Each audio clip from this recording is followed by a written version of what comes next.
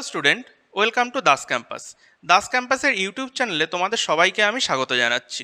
আগের দিনের দুটো ভিডিও তোমরা নিশ্চয়ই দেখে নিয়েছো। আজকে আমার দাস ক্যাম্পাসের ইউটিউব চ্যানেলে থার্ড ক্লাস, আর এই তৃতীয় ক্লাস থেকে আমি একটা ভিডিও সিরিজ স্টার্ট করতে চলেছি, চ্যাপ্টার ওয়াইজ ভিডিও সিরিজ। আজকে যে চ্যাপ্টারটা নিয়ে আমি তোমাদের সঙ্গে আলোচনা করব সেটা হলো পার্সেন্টেজ। এই ভিডিওতে আমি পার্সেন্টেজের বেসিক নিয়ে তোমাদের সঙ্গে আলোচনা করব, আর যদি সময় হয় আমি দু চারটে এক্সাম্পল এখানে আমি দেখাবো।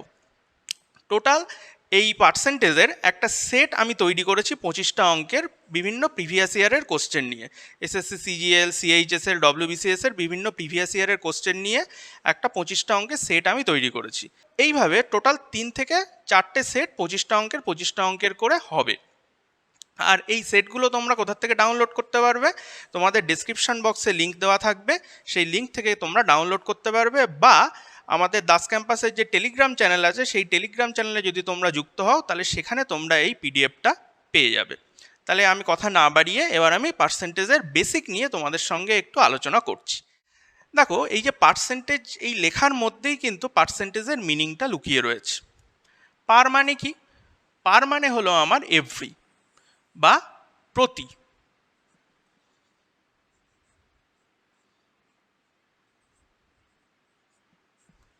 আর সেন্টেজ মানে কি?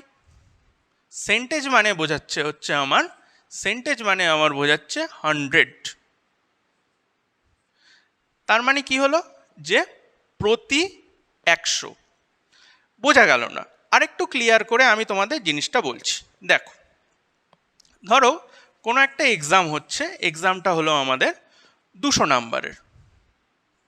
ধরো 200 নাম্বারের একটা এক্সাম হচ্ছে, তোমার প্রাপ্ত নম্বর ধরো 160। এবার প্রশ্ন হলো যে 100তে তুমি কত পাচ্ছ? যদি 200তে তুমি 160 পাও, তাহলে 100তে তোমার প্রাপ্ত নাম্বার কত? 100তে তুমি যে নাম্বারটা পাচ্ছ সেটাই হলো তোমার পার্সেন্টেজ। তাহলে দেখো, ধরো একটা স্টুডেন্ট 200তে পরীক্ষা হয়েছে, সে পেয়েছে 160। তাহলে ঐকিক নিয়ম অনুসারে যদি 1-এ পরীক্ষা হতো তাহলে কত পেত? 160/200। তাহলে যদি 100তে পরীক্ষা হয় তাহলে কত পাবে? 160/200 × 100। কেটে গেল 80%। তাহলে এবার নিশ্চয়ই তোমাদের কাছে জিনিসটা ক্লিয়ার হয়ে গেছে।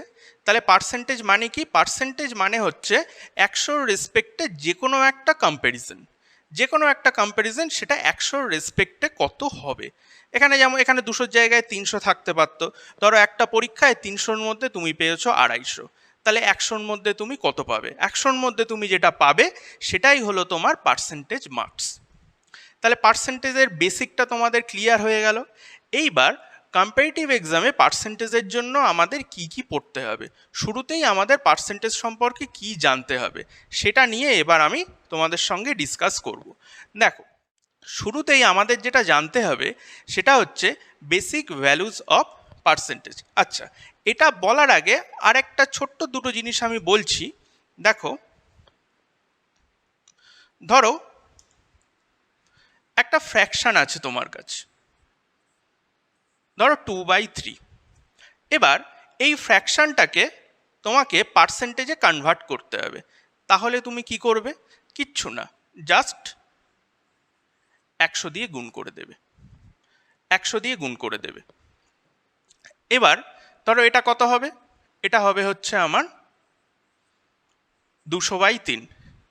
এটা হবে হচ্ছে আমার 66.66%। ঠিক আছে? তাহলে কি হলো? একটা ভগ্নাংশকে তুমি যদি পার্সেন্টেজে যদি কনভার্ট করতে চাও তাহলে তোমাকে 100 দিয়ে গুণ করতে হবে। এটা বোঝা গেল?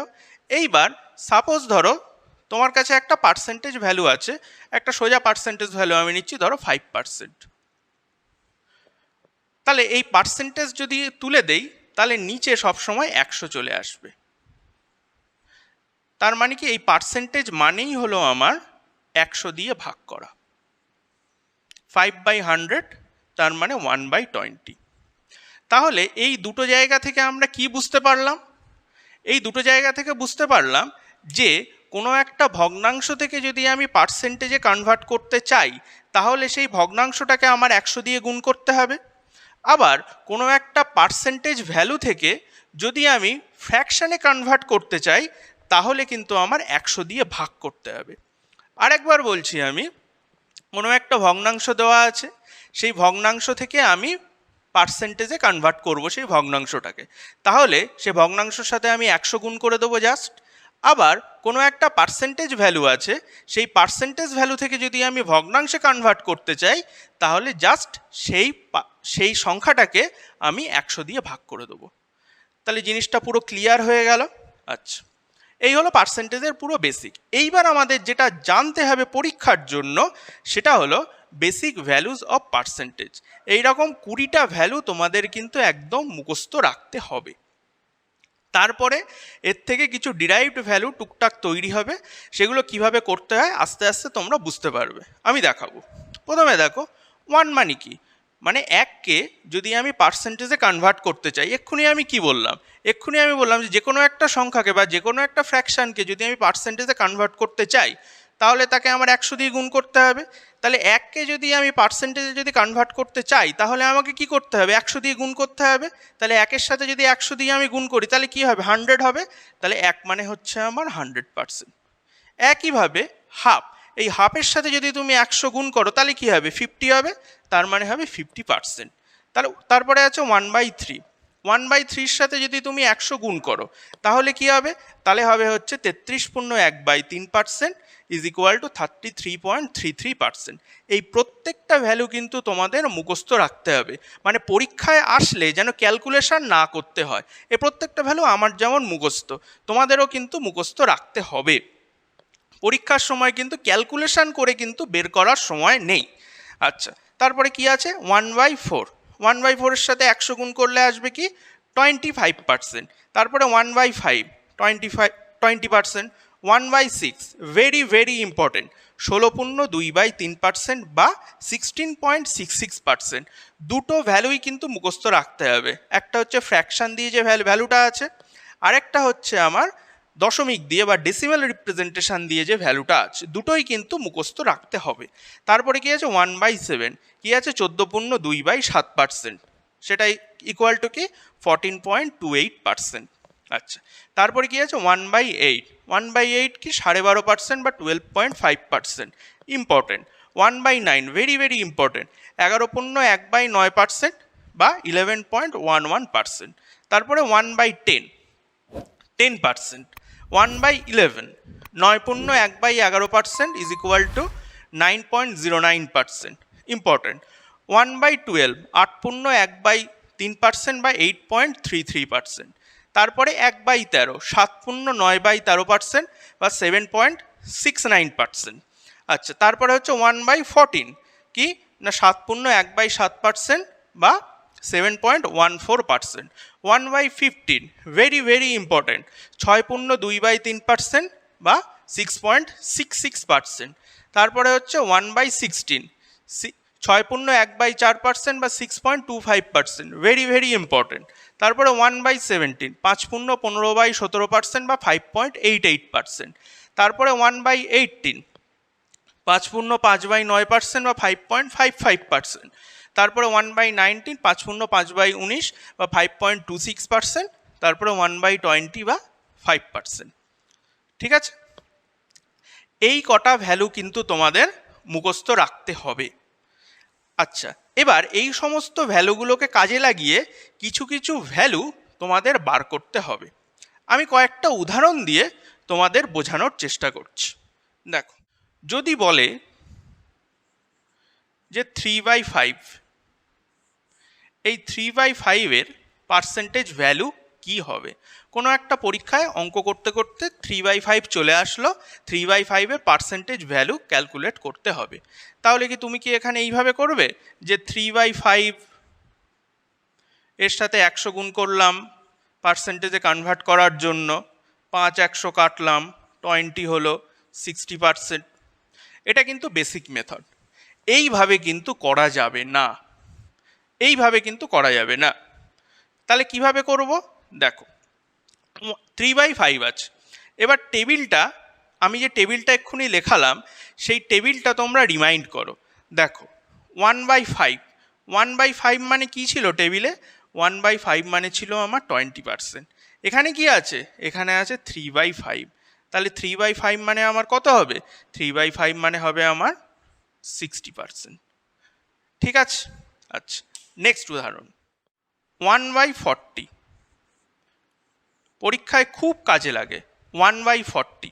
তাহলে 1/40 আমি কিভাবে করব? দেখো 1/20 ছিল আমাদের টেবিলে। 1/20 মানে আমাদের কি ছিল? 5%। এখানে আছে 1/40 মানে 1/20কে আমি 2 দিয়ে আবার ভাগ করছি। তাহলে হচ্ছে কি 1/40। তাহলে 5%কেও আবার 2 দিয়ে ভাগ করব, তাহলে কি হবে? 2.5%। 5-এর হাফ 2.5%। একদম মুখস্থ থাকতে হবে। 2.5% মানে হচ্ছে আমার 1/40। আচ্ছা, আরেকটা উদাহরণ ধরো আমি নিচ্ছি। এখানে ধরো এইটাকেই নিচ্ছি, এই উদাহরণটা আমি দেখিয়েছিলাম। এইটাকে আমি ডিরেক্ট কিভাবে বললাম 66.66%, এইটা আমি দেখাচ্ছি। দেখো 2/3। টেবিলে আমাদের 1/3 ছিল। 1/3 মানে আমাদের কি ছিল? 1/3 দুটো ভ্যালু ছিল, 33.1/3%, আর কি ছিল? 33.33%। এখানে কি দরকার? 2/3। তাহলে জাস্ট 2 মাল্টিপ্লাই করে দাও, কি হবে? 66.2/3%। তার মানে কি হবে? 66.66%।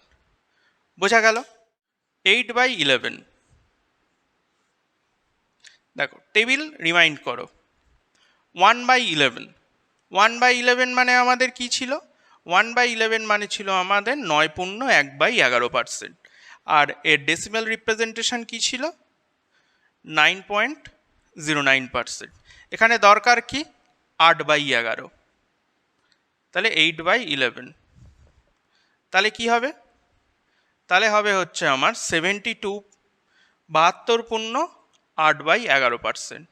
তার মানে এর সাথে যদি 8 গুণ করে দেই 72.72%।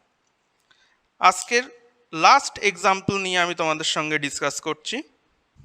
ধরো আরেকটা এক্সাম্পল তোমাদের আছে। ধরো একটা এখানে ভগ্নাংশ ছিল, তো এখানে আমরা কি করছিলাম? দেখো যে ভগ্নাংশ থেকে আমরা পার্সেন্টেজে কনভার্ট করছিলাম। এইবার ধরো কোনো একটা পার্সেন্টেজ ভ্যালু দেওয়া আছে, সেটার থেকে ভগ্নাংশে আমরা কিভাবে আসব? ধরো একটা উদাহরণ আমি নিচ্ছি। 116%। 116.16% না, 116.66%। তাহলে এটার ফ্র্যাকশন রিপ্রেজেন্টেশন কি হবে? দেখো এটাকে কি লেখা যেতে পারে? এটাকে লেখা যেতে পারে 100% প্লাস 6.66%।